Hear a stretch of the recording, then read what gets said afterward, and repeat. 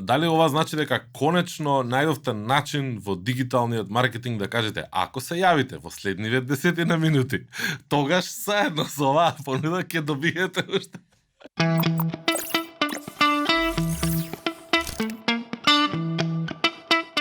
Добро вечер, добро утро или добар ден. Ја започнуваме 89-та епизода на Комкаст. Намерно ја започнав со добро вечер затоа што нели искуството вели дека најчесто не слушате навечер залегнати дома на својот мобилен телефон, најчесто залепени за YouTube.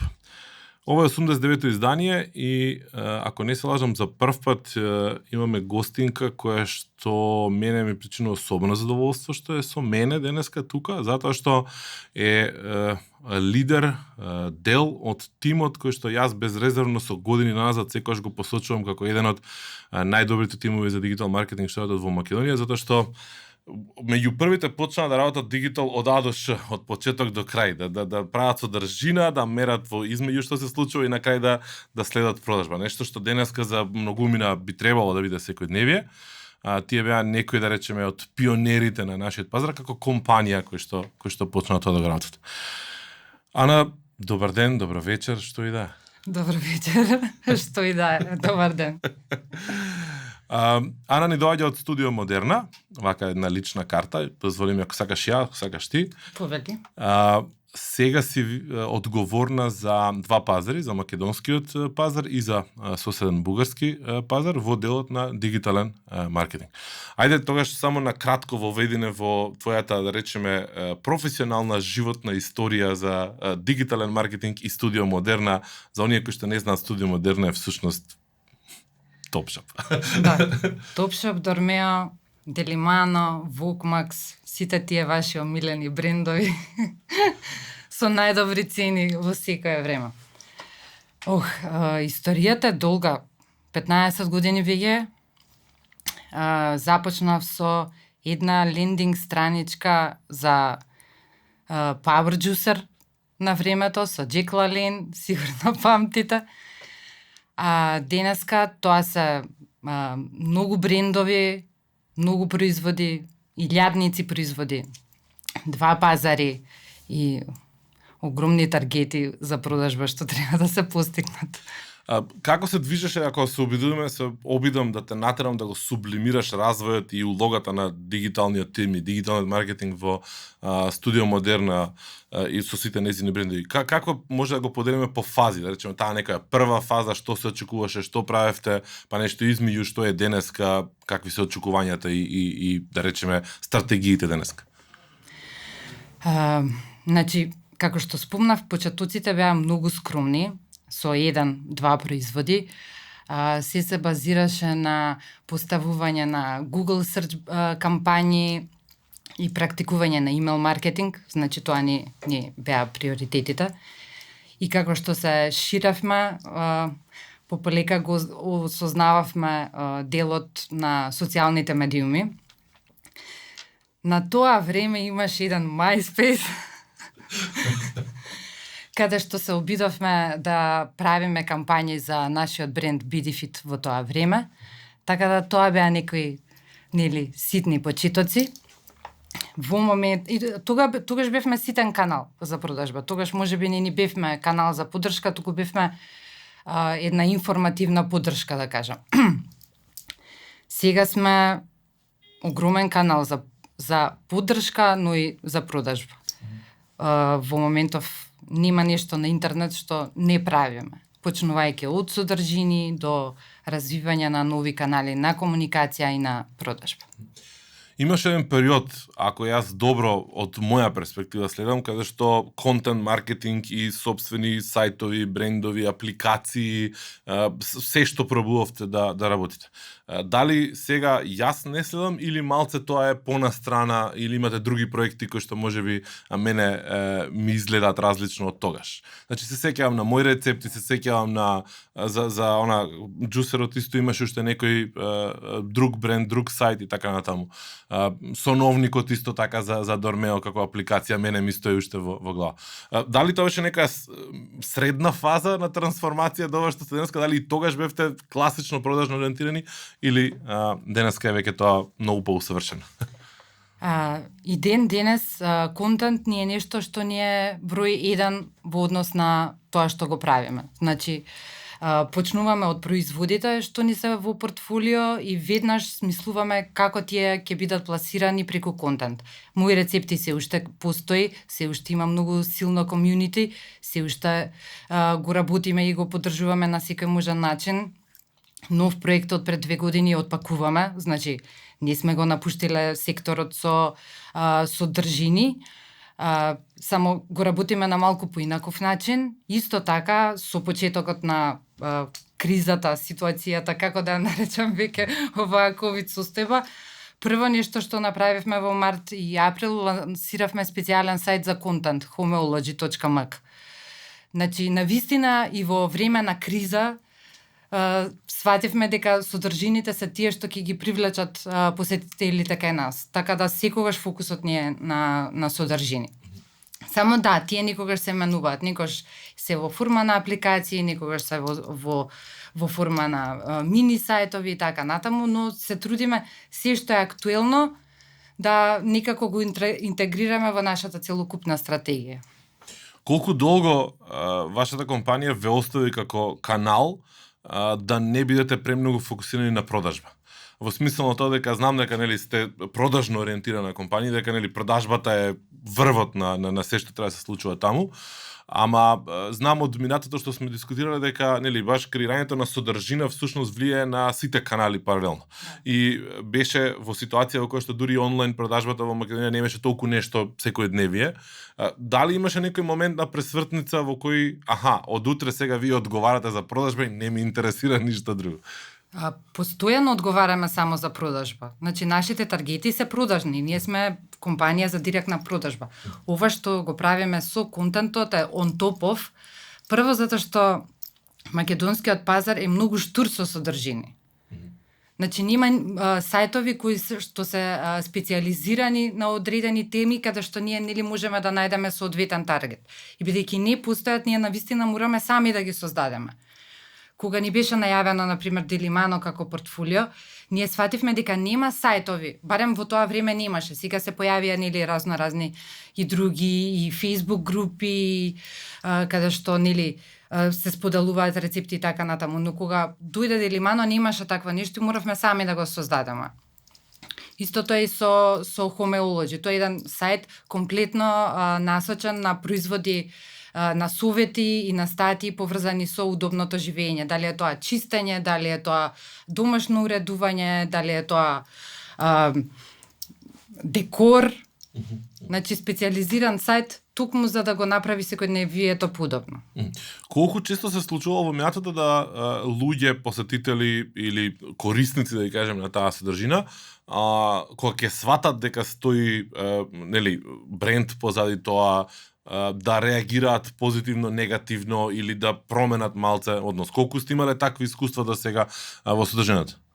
Не сме имале непријатни искуства. Дури се изненадени позитивно дека ние сме нели тие. Јас често ги спомнам како примери некои од тие и многу почесто ми се случува реакцијата: стварно, тие се нивно е ова, кој не сум знаел. Мислам, што во основа претпоставувам дека е успех, затоа што тоа значи дека содржината не е направена под влијание на работите што вие сакате да им ги продадете. А фактот дека ги одржувате, всушност покажува дека имаат ефект во тоа што го треба да го постигнат. Нас ни е многу јасно што е содржина, а што е продажен материјал. Значи, што е материјал што ние би го користеле за адвертајзинг. И многу убаво ни се поделени тие нешта, така да нашите содржини одговараат и на други брендови. Така, например, сме имале многу соработки со други брендови на сајтот на Мои рецепти. Бидејќи не било присуството на Делимано толку нападно и секогаш дозволувало да сме дозволували партнерските брендови да дојдат до израз. Така да ја имаме направено таа. Дали внатрешно во тимот постои поделба кој е одговорен за содржина, кој е одговорен за, не знам, промоција, за производи и така натаму? Да, имаме контент менеджер, но сепак се креираме заедно како тим. Значи се работи за еден многу мал тим од 5 души заедно со мене, но многу долго сме заедно. се работи за луѓе кои се експерти во својата област и кои се навистина многу посветени на тоа што го прават, така да некако убава хемија има меѓу нас и заедно работиме на се. Без разлика дали се работи за имейл кампања или се работи за некоја контент кампања што не е поврзана со продажбата, сите заедно ја креираме и мислам дека затоа сме толку успешни. Кои канали од сегашна гледна точка, ајде да се обидеме се уште да не ја отвориме, нели, темата COVID и нели ново настаната ситуација. Од искуство и од бројки ваши, ако може да одвоиме канал 1, 2, 3 кој што или да ги изрангираме, кои се поефективни, поисплатливи, по паметни да се употребуваат, нели, од вашето искуство. Како би ги подредиле? Прво ќе го кажам тој што не функционира. Ајде, може. Не реков ја дали од најдобро кон најлош. Само да ги подредиме. Дисплеј на работи. Добро. Расипан дисплеј на работи. Значи, во нашата аналитика се Google со Search и Organic и Facebook, односно социјалните медиуми Facebook и Instagram подедно. Значи, тие ни носат најмногу. Во смисла најмногу посети, најголем engagement, најмногу ревењу. Имейл маркетингот е застапен со околу 5 до 10% во самата продажба, но многу зависи од кампањи, понуди, комуникација внатрешна во самата имейл кампања и така натаму. Значи не е нешто константно што носи и можеш, нели, да сметаш во секој момент на одреден ревењу од таму, туку е сепак нешто што кампањски знаеш кога што ќе донесе. Ние го работиме и како контент многу имейлот, значи испраќаме редовно електронски магазини и така натаму, нели, што ни се за да ја одржиме интеракцијата со купувачи, нели, не само да правиме пуш на продажбата. И дисплеот што не работи. Добро, ги спомна и Google и Facebook и некако се обидуваше да ги израмниш, пошто претпоставувам дека во зависност од кампања, во зависност од производ, во зависност од фаза, кој за која фаза, да речеме, од ваше искуство ви одговара повеќе? Како да ти кажам, кога сме во почетна фаза на кампања, кога се работи за тизер кампања и така натаму, Фејсбукот е секогаш најбрз на реакција. На Google реагираат многу фактори. Значи, она што се случува на Google Search зависи од тоа што имаме на социјалните медиуми, што се случува на телевизија, нели ние сме компанија со различни канали, продажни и маркетиншки, така да Google-от секогаш одговара на сите влијанија. Но сепак носат тука некаде. Значи, тие се главни. Од Google-от не би можеле никогаш да се откажеме, бидејќи го сакаме. Добро. Сега, носат тука некаде во вкупно ревењу, во трошок наспроти платени пари за реклама или вкупно, нели, пошто SEO и така, но тоа не е толку сериозна приказка, овде не е толку тешко. Или носат едноставно како нели, продажби XY заедно еднакво. Во продажбата се тука некаде, например, ако ги поделиме, нели, 50-50, би кажала дека Facebook носи 60, Google носи 40. Ама од друга страна ние многу повеќе вложуваме на Facebook. Значи CPO-то таму ни е повисок. Но од друга страна Facebook-от, бидејќи во самиот во самата аналитика на Facebook можеме да видиме дека многу влијае и на ритейлот. Значи, на тоа што се случува во нашите продавници, така да многу ни е важно да сме што поприсутни таму. Исто така, извини, бидејќи сигурно ова сакаш да го знаеш, она што се случува на Facebook и она што се случува на Instagram, дополнително влијае на еден нов канал на продажба што го развивме, а тоа е чет комерцот, кој расте се повеќе и повеќе. Го пушнавме во 2012 од прилика така скромно, но сега станува сериозен канал кој некаде на исто ниво и со бројот на повици што ги добиваме нели телефонски, нарачките направени на тој начин и исто така нарачките што се прават директно на сајт. Она што можеме да го видиме дека сме нација што многу сака да четува. Цена инбокс. Да. И го искористивме тој момент и од март, односно април, имаме навистина специјално дедициран тим кој работи само чет комерц, значи тоа се агенти кои целиот процес на продажба и комуникација го извршуваат само таму. Така да, вложувањата во Facebook се поголеми, ама носат нели на различни начини. Супер, цена инбокс синдром кој што очигледно и сериозните компании во Македонија, јас го имав тоа во еден панел на минат пред 2-3 недели на конференција за електронска трговија и испадна истиот тој муабет дека не може да си го, да речеме, дозволат да го пропуштат тој момент. Но нити во вашиот случај, ако добро разбирам, нити во нивниот случај тогаш се истакна моментот на некаков тип на автоматизација.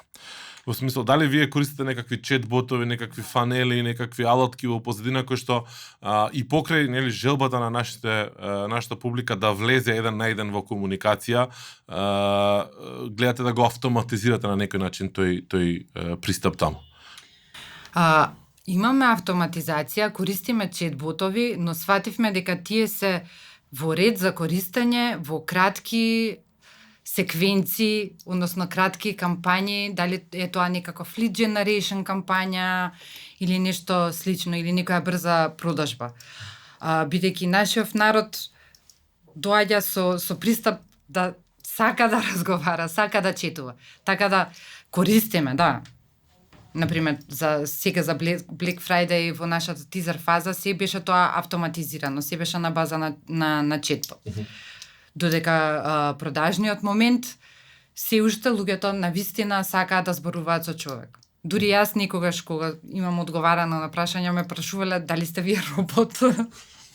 Добро, пошто имате добро разработени сценарија, продажни и слично, така да.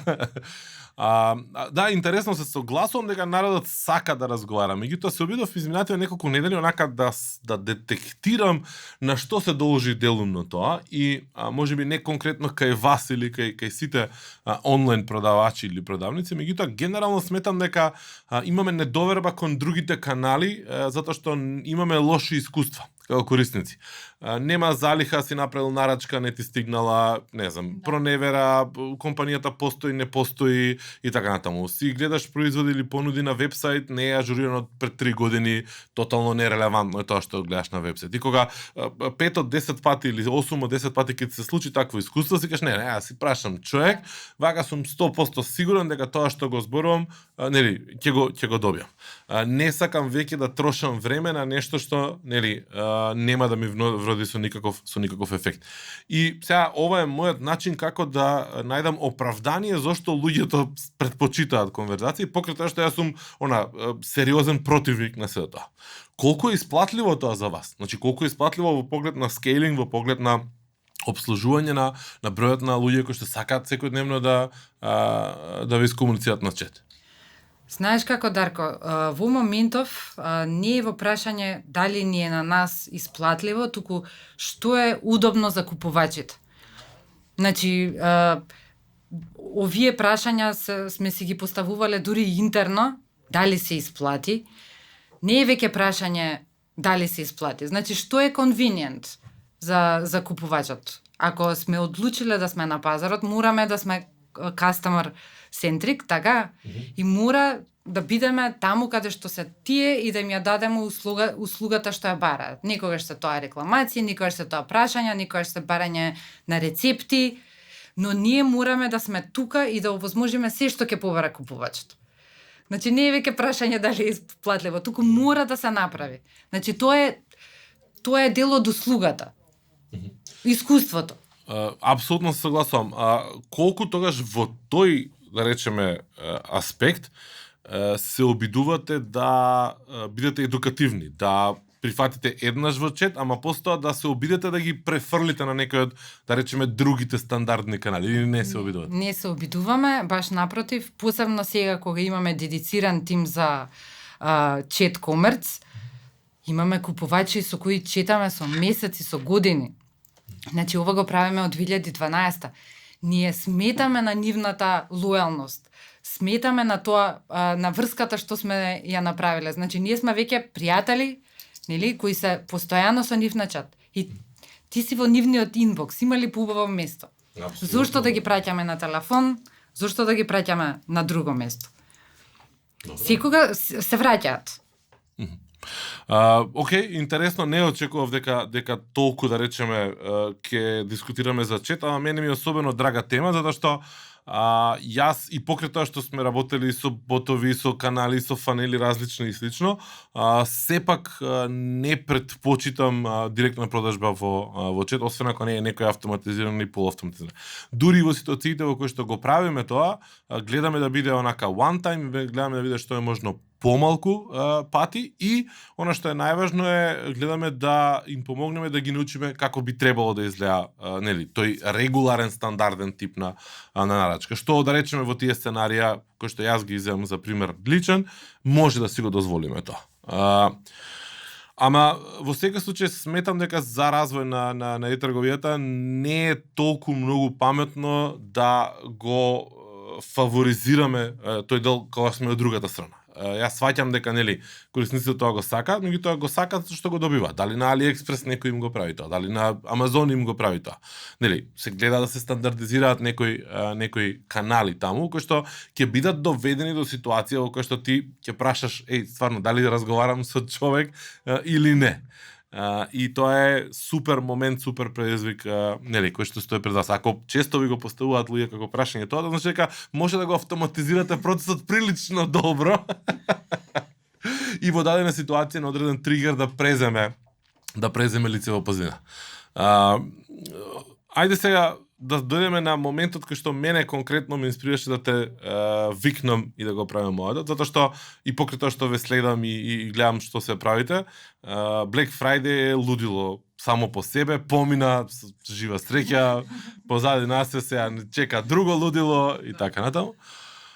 Black Friday е тогаш и Black Friday е сега. Како да ти кажам, ние се обидовме да ги следиме светските трендови во кои во моментов нема Black Friday. Секој ден е Black Friday, односно секој ден е Cyber Monday.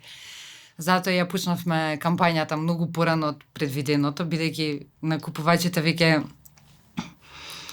сеедно им е кој ден е. Она што го бараат е добра понуда и тоа е тоа. Така да, порано Black Friday имаше едно значење, Cyber Monday имаше друго значење, сега се е префрлено на интернет и се бараат само добри понуди. Така да ние влеговме со сите расположливи сили, фул, и ги искористивме на мислам, најдобар можен начин. Очигледно, глобално, не само тука, понуда и цена и чувството дека леле сега си заштедил е нешто што не води сите нас да купуваме. Особено онлайн, кога претпоставувам дека тоа ни е компензација за она друго искуство што треба да го добиеме ако нели го видиме, фатиме производот, поразговараме со продавачи слично. Налетов на дискусии, глобални дискусии, дека всушност сега веќе имаме еден голем месец на попусти што ќе му дојде ноември. Значи почнува од 11 со денот на самците нели во Јапонија, во Кина, па тоа се полека префрло подготовки за Black Friday, па имаме Cyber Monday и всушност имаме целоден месец ноември кој што ни е исполнет со попусти. Дали реално има попусти или нема попусти? Мислам, ајде да разговараме од тој аспект, затоа што сведоци сме дека компаниите присилени дека само на тоа реагираат, луѓе измислуваат секој божи ден некакви поводи за да направат некаква понуда и на крај сваќаме дека окей, делува, функционира, ама тоа е само во главата на нас како купувачи. Не е дека реално ние нешто стварно многу добиваме, особено за нашиот локален пазар. Колку е тоа ситуацијата, да речеме, и од ваша лична перспектива, но и од перспектива на пазарот? Кај нас попустите беа реални. Значи беа понуди кои не сме ги давале предходно. Имавме секои 2 дена специјална акција, попусти на комплетна кушничка, па денови за клуб членови, имавме специјални попусти, па плюс бесплатни достави, значи се што можеше да се оди on top of се отиде. Така да од наша страна беа навистина реални понудите. Искрено немав баш време да следам што се случува од околу ниту на нашиот пазар, ниту на другите, но ние се потрудивме да го дадеме најдоброто што може во ноември. Претпоставувам дека сручивте рекорди со оглед на COVID, со оглед на Black Friday, долга кампања и слично. Имавте еден куп различни канали, еден куп различни, да речеме, активации. Мене во глава ми влезе црната мачка, меѓутоа со на камерата што можеше да преземеш да ја направиш. Како мерите успешноста канали сега? Како и секогаш со генерирани линкови. Дисплеот пак потврди. И ова кампања. Но, сепак, кога се работи за верност, мора да има дисплеј, моравме да бидеме секаде, моравме да бидеме многу видливи и така натаму. Меревме се, буквално се. Дури ги меревме и продажбите што доаѓа од виртуелната маска или филтерот за на Инстаграм, така. Гивчињата не можевме да ги мериме. А имавме и гивчиња. Кога велиш дисплеј, зборуваш за GDN, за Google Display Network или правите и локален закуп? Правевме и локален закуп, се посветивме на малку повеќе екстерен адвертајзинг за оваа кампања, нели, за да ја обновиме соработката и со македонските сајтови и така натаму. Во ред беа резултатите, но нели, во рамки на тоа што може да се очекува од... Да, во една ситуација, пред неколку години, еден пријател кој што работи Google Ads, онака баш сериозно, од регионов, Варга, рече дека дисплеј реклами всушност имаат задача да ги научат корисниците што треба да пребаруваат, како треба да пребаруваат. Не очекуваш кликови на нив. Па претпоставувам дека или се надевам дека таа улога ја имале и во вашите кампањи сега. Па улогата на дисплеот, како што кажав, во секој случај за awareness. Но bottom line, за да нешто се користи постојано, мора да има некаква исплатливост. Значи мора да доаѓа продажба. Не може нели секогаш да одиме на тоа дека се работи за брендинг и така натаму и така натаму. Така да секогаш гледаме низ призмата на return of investment. Вие сте обседнати со бројки, тоа го дискутиравме. Тоа е убавиот дел од дигиталниот маркетинг. Колку следите околу вас и имате реакција од луѓе, индустрија, луѓе што доаѓаат да работат со вас, дека тоа го работат, дека тоа се менува на пазарот, дека има луѓе што знаат да работат, дека сваќаат која е вредноста на дигиталниот маркетинг. Баш под влијание на тие бројки. Пазарот како се менува, па ќе се вратиме на чет-комерцот. Затоа што онаа публика што одеше во продавници повеќе не оди. А тоа не е дигитално образована публика. Значи се работи за многу постари генерации што се наши купувачи, што продолжуваат да бидат наши купувачи, ама на интернет. И сега тие не се навикнати да дојдат на сајт и да направат нарачка и да чекаат да им биде доставена. Тие сакаат да разговараат со нас. Така да можеби од тука доаѓа нели растот и развојот, затоа што се во ова навистина се зголеми во обем, во смисла на чет-комерц, со појавувањето на COVID ситуацијата. Значи се она што одеше во продавници, сега се префрли на интернет. Не комплетно, но голем број, затоа што ги гледаме кои купувачи се. Значи тие се во нека постара целна група и така натаму и така натаму. Супер. Ова е одлично да се знае, пошто, можеби бројките што се големи пазарот, всушност резултат на тие што претходно не купува интернет. Што правиме со младите? Значи ги имате програми, канали специјални, ги таргетирате нив со недени брендови или производи. Каде се тие? За помладите, за многу помладите, чекаме соодветно портфолио на производи, затоа што во моментов овие производи што ни се во портфолиото не се за таа супер млада публика. Тестиравме ние нешто на TikTok, беше интересно, ама тоа беше за спијачот, нели, која беше кампања баш од таков забавен, да кажам, карактер. Но да, што го добиеме тоа портфолио со производи наменети за нив, ќе влеземе на сите потребни канали, ќе ги најдеме каде се, знаеме каде се. Знаеме каде се, само чекаме да понуда. Што е предизвик за вас сега? Значи, што е, да речеме, на листата на 2021 година, ова мора да го пробаме, или ова мора да го усовршиме, или ова мора да го направиме? Зборувам за дигиталниот тим, двата дигитални тимови со кои што раководиш. Да,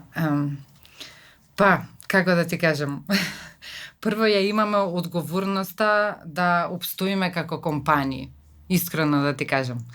Да поминеме низ целокупните дигитални трансформации што ги имаме интерно како студио Модерна, бидејќи она што не научи оваа криза е дека мора интерно да се менуваме.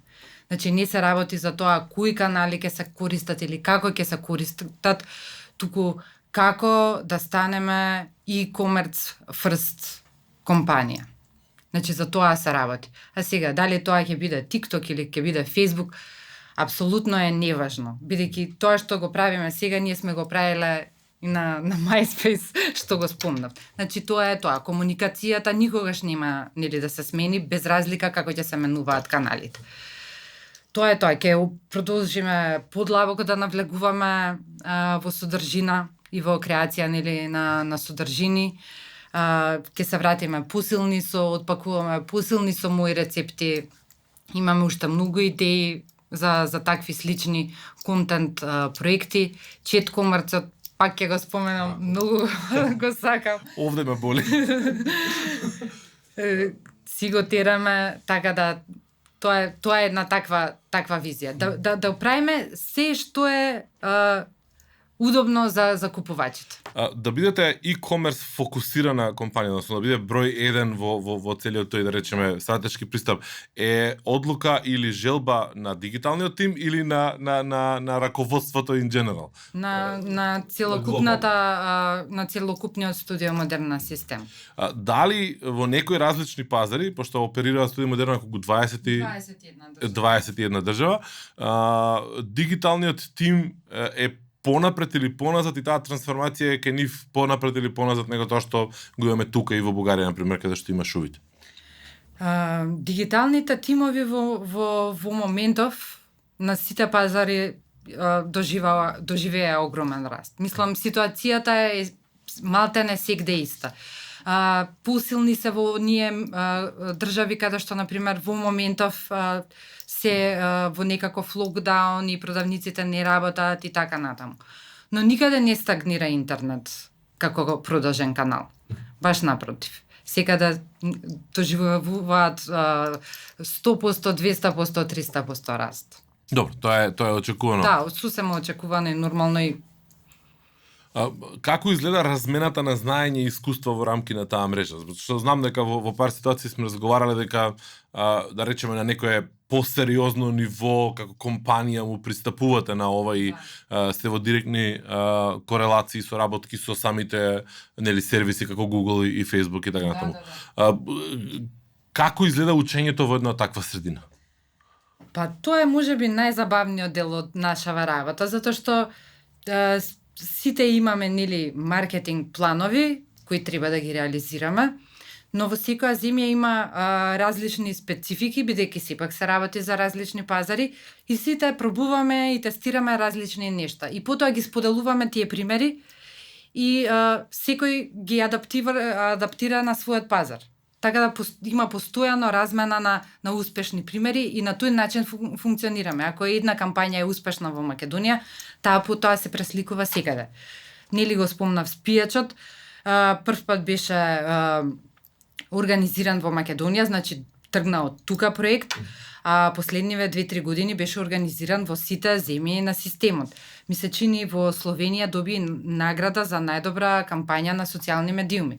Значи, Постојано има размена на идеи и на добри практики, дали се работи за маркетиншки кампањи, дали се работи за некои интерни организации, значи постојана размената оди на тој начин. А да, блиско соработуваме и со Google и со Facebook. Имаме, нели, акаунт менаџери, таму и постојано се надградуваме во смисла на знаење, што функционира, што не функционира, што прават другите компании на тие канали.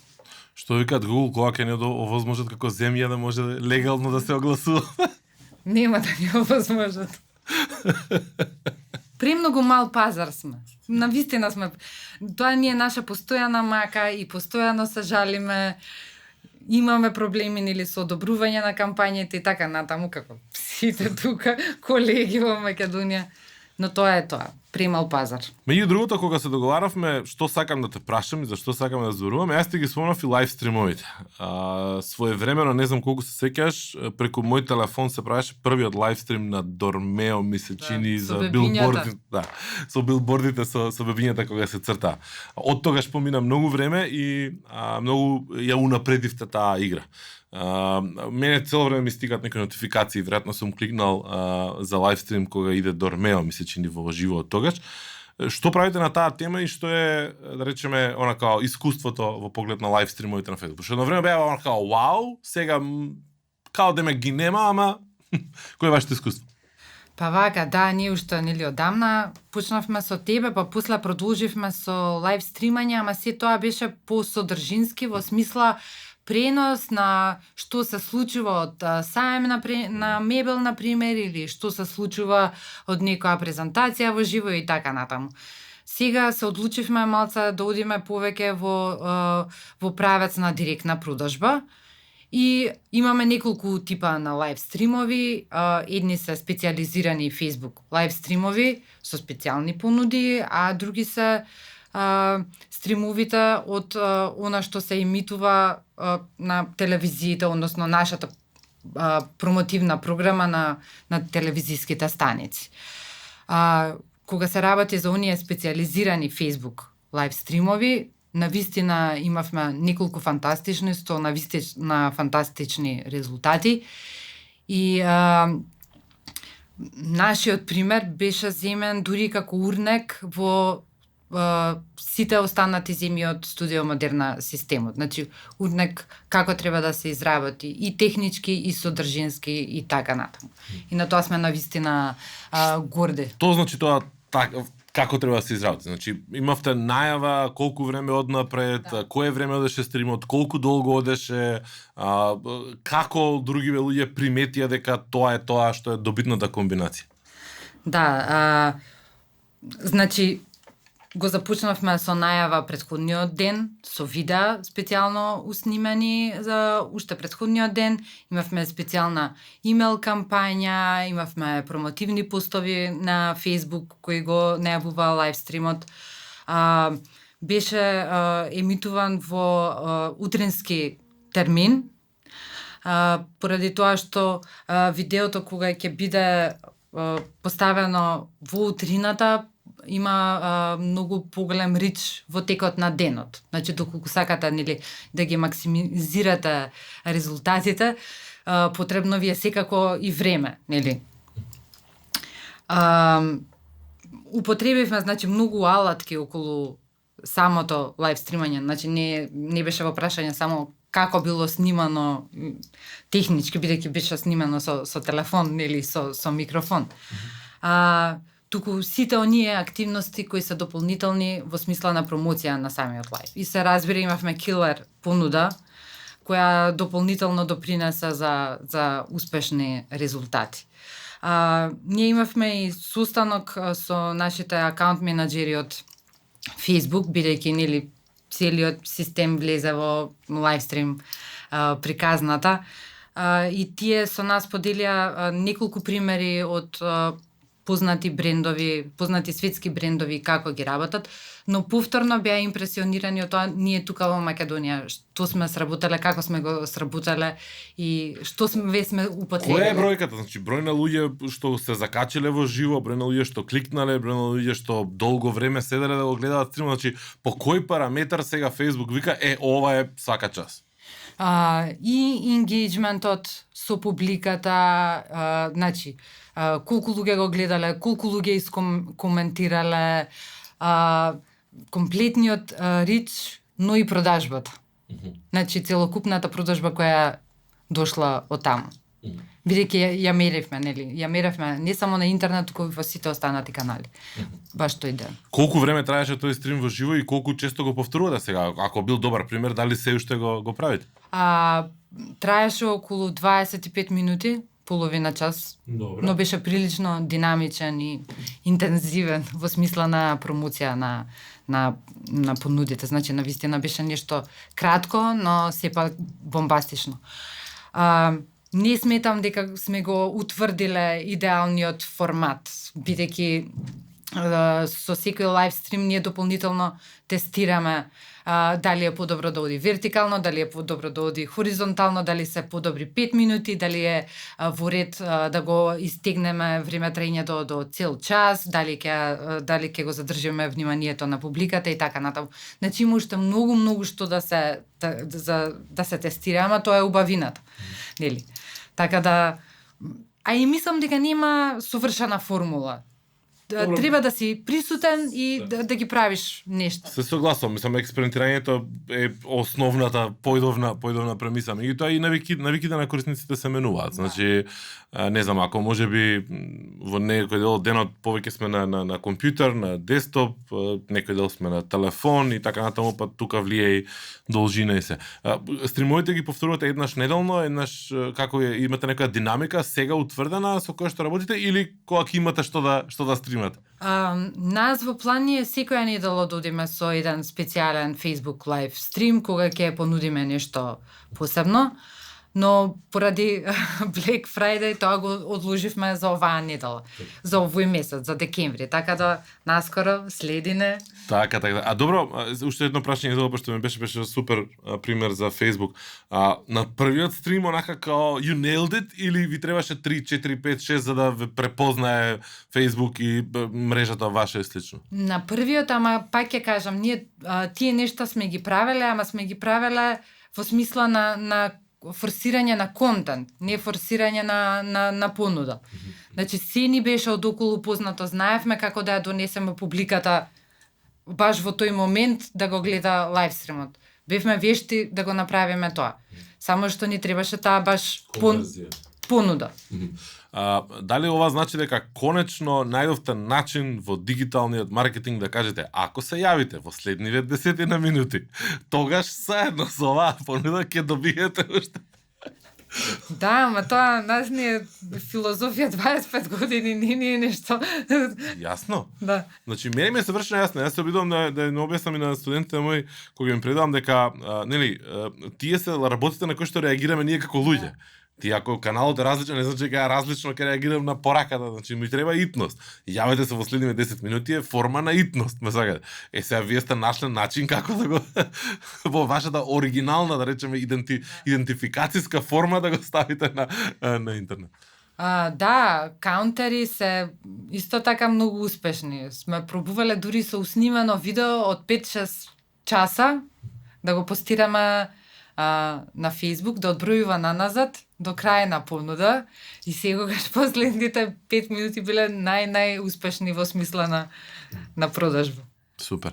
Добро, тие се онака као ситни трикови кои што не може толку лесно да седнеме и да ги дискутираме цел ден, ама се провлекуваат и излегуваат баш супер. Сега ми се мене хит оние каунтери на вебсајтови, типа уште толку и толку минути имаш да се регистрираш, да не знам, отвараш нов браузер, нов прозор, поново ти број и така. Ама се наоѓаме сите во ситуација во која што сме ја закачиле јадицата.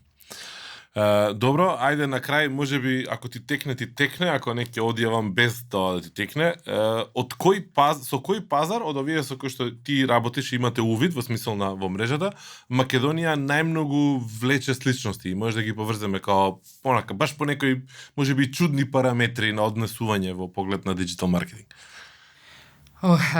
Споредбата, блиску сме со Србија, со Бугарија има доста разлики. Блиски сме со Босна, супер блиски сме со Хрватска. Фантастични кампањи работат и нашите колеги во Косово, но таму се mobile first, така да не може секогаш да споредуваме. Во принцип, тука, нашиот балкански регион, сме слични, многу често ги правиме и истите кампањи во исто време. Ана, мене беше особено задоволство да разговарам и верувам дека можам уште многу повеќе и многу подлабоко во темиве, затоа што, нели, делиме исти маки, болки и слично, ама во оваа прилика ќе го завршам моветот. Ако сакаш да поздравиш некој. Мојот тим, многу ве сакам. Поздрав до тимот на Ана, ти благодарам уште еднаш за гостувањето. Во некоја следна прилика, кога ќе отпакувате нешто поинтересно, Важи. ќе зборуваме повторно. Важи. Фала што ме покани, беше убаво да излезам од дома. Почитувани драги слушатели, гледачи, оваа прилика ја користам, се надевам да успешно ја одјавам 89-та епизода на Комкаст. Се гледаме, читаме, слушаме и што и да е. Наскоро.